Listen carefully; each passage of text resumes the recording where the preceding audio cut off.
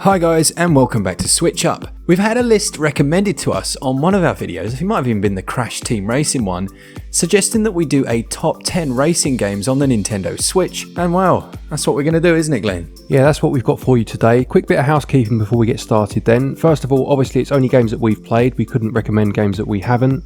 And secondly, this is usually the time when we would do our upcoming games list for the week, but we're going to do this instead. And the reason for that is that we can't honestly say that there are 10 games even worth talking about. We don't want to waste our time, we certainly don't want to waste yours, so that will go on hiatus for this week and we'll have this video instead.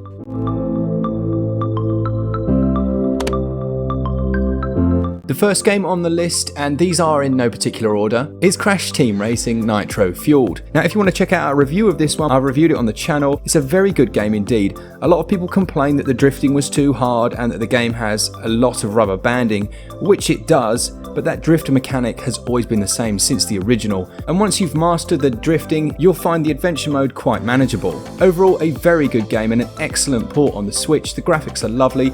Unfortunately, the load times just need a little bit of work.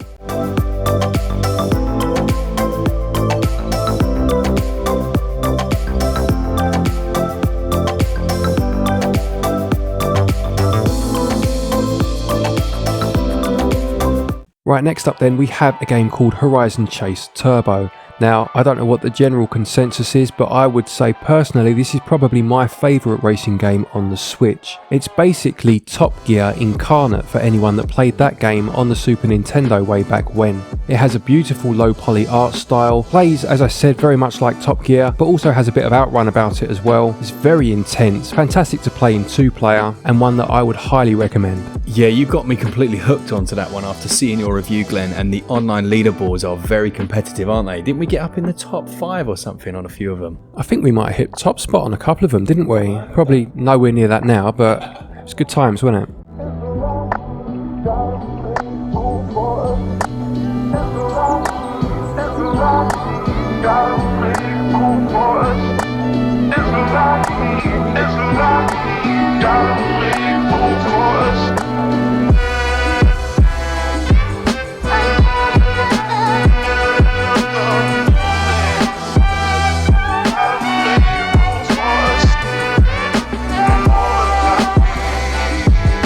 Lovely. The next one on our list is Team Sonic Racing, and this is really one of a trio, isn't it, of quite similar games, Mario, Crash and this. But this had a lovely mechanic whereby you take 3 members into each round, you have to slingshot off of each other, and it was the co-op gameplay mechanic that intrigued me most about it and that I found the most enjoyable and unique feature of this one. Worth checking out, potentially in a sale.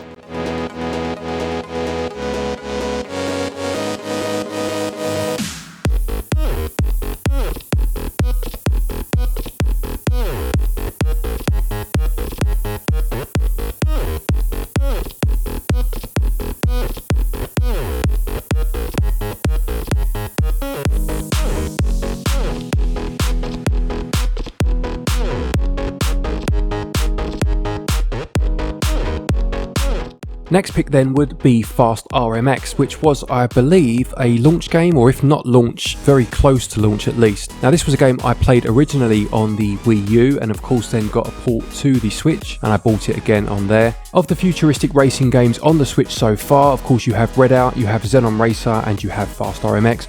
I would say this is probably the best of the 3. I know a fair few people would say that Redout is a very enjoyable game. Xenon had its problems at launch, I don't know what it's like after the patch, but Fast RMX running at 60 frames per second really does have that Wipeout vibe about it and is a fantastic game.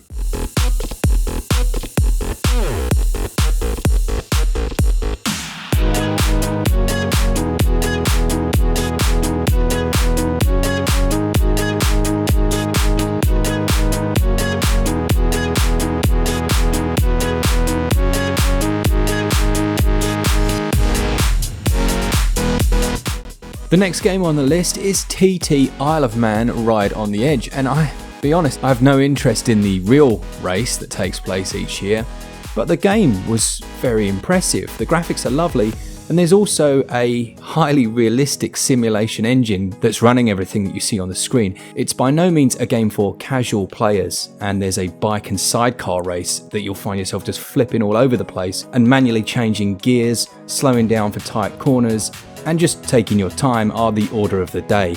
But overall, a very impressive simulation on the Switch. Yeah, I've not played this one, Mark. I know you have, but I think I'm right in saying they've recreated the whole race pretty much in its entirety, haven't they? 40 odd miles worth of it. 37.73, I've just been informed. But it's a very impressive feat, isn't it, to recreate it as faithfully as they have done.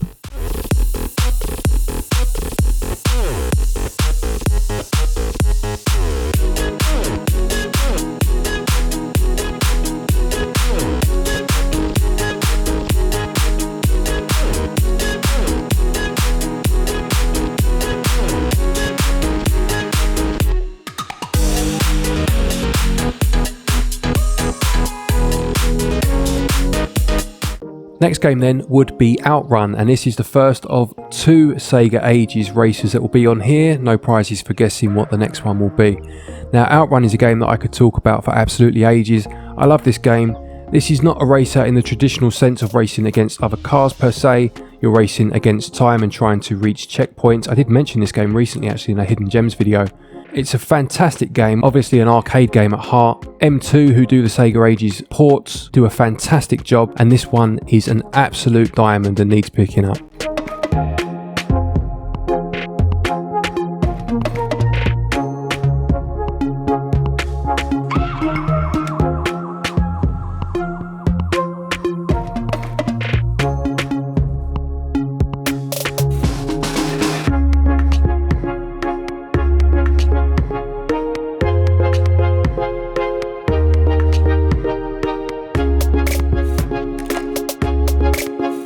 Lovely. The next game on the list is the one and only Mario Kart 8, and I've plumbed a ridiculous amount of time into this one.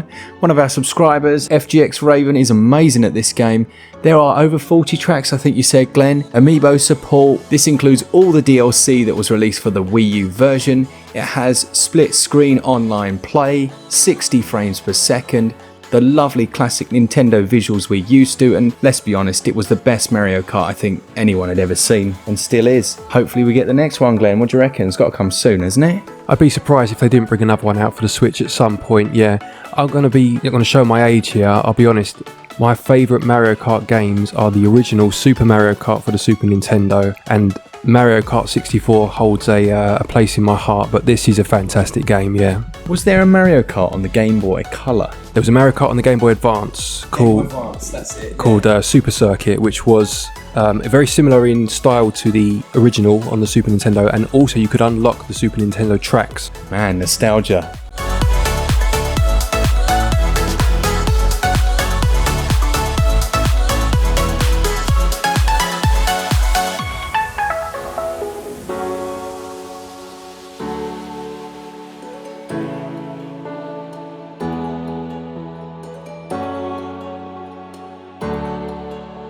Right, next one then, possibly a game that some people wouldn't have even heard of. It's a game called Gacha Racing 2nd. Now, this is a top-down racer, similar in style to something like your classic Micro Machines games, and has a very interesting mechanic in which you receive new cars or parts for your cars, upgrades for your cars, from a gacha machine, using the currency that you win in races to do just that. The first one of these was on the 3DS, which was the first time I was introduced to the series, and it used both of the screens for that particular system to spread the course out. It's actually a really fun racer, quite different to anything else on the Switch at the moment. Quite cheap as well, might be worth having a look at. Yeah, I'd honestly never heard of this one, Glenn, but I'm quite intrigued just by watching this trailer.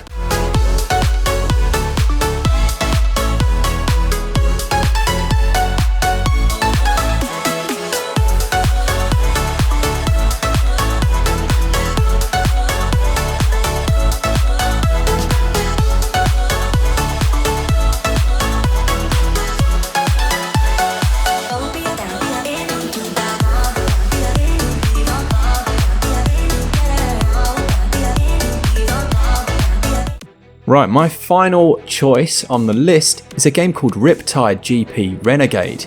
Now, this was actually, I think, my Secret Santa gift from Glenn one Christmas, and the last time I'd played one from the same series was back on mobile. So I'm not gonna lie, I was a little bit, what's the word, less than hopeful about what it was going to offer. But it was incredibly impressive. It has 8-player online matches, but the best part was the career mode. It was far more in depth than I thought it would be, with not just races, there were trick events and other things that you made your way through. Like this one, Glenn, this was a good choice, fair play. Yeah, so we bought each other a game off the eShop for Christmas, so as Mark says, I bought him this one and he got me Pankapu, which is another bloody good game, by the way. It's a platformer, so yeah, check that one out as well.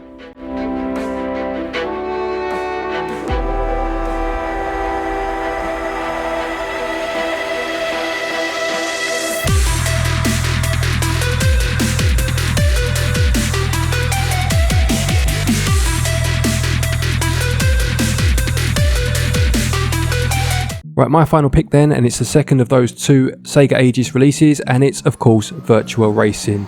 Now this game is absolutely fantastic. It's so much fun even to this day. Again, M2, who do these Sega Ages games, have done an amazing job. It runs at a beautiful 60 frames per second. The polygonal art style really does hold up well to this day. Strangely enough, in some ways, because of the re-emergence of the low poly style, it actually doesn't look out of place at all, does it? Plays very, very well. We've just had a quick bash at 2-player mode. I won, of course, just throwing that in there. This is a really good racer. Fantastic game.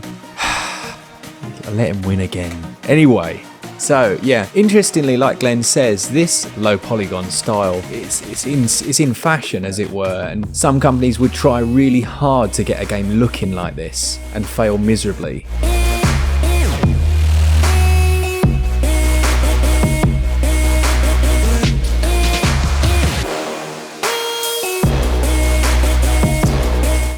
And that brings us to the end of our list of racers. Thanks to the subscriber that mentioned that this was a good idea. You were right, I think. Let us know down in the comments your favourite racing games if we've missed them out. And a big thank you to all the new patrons. As I said the other day, I think we hit 50, might be 51 now, not quite sure. As I said at the start, there's probably a few that could have gone on but we haven't played them. We've played very few of the motorbike racing games, for example. We've not played any of the rally racing games between us. So if there are any that you would recommend, please do stick it in the comments below.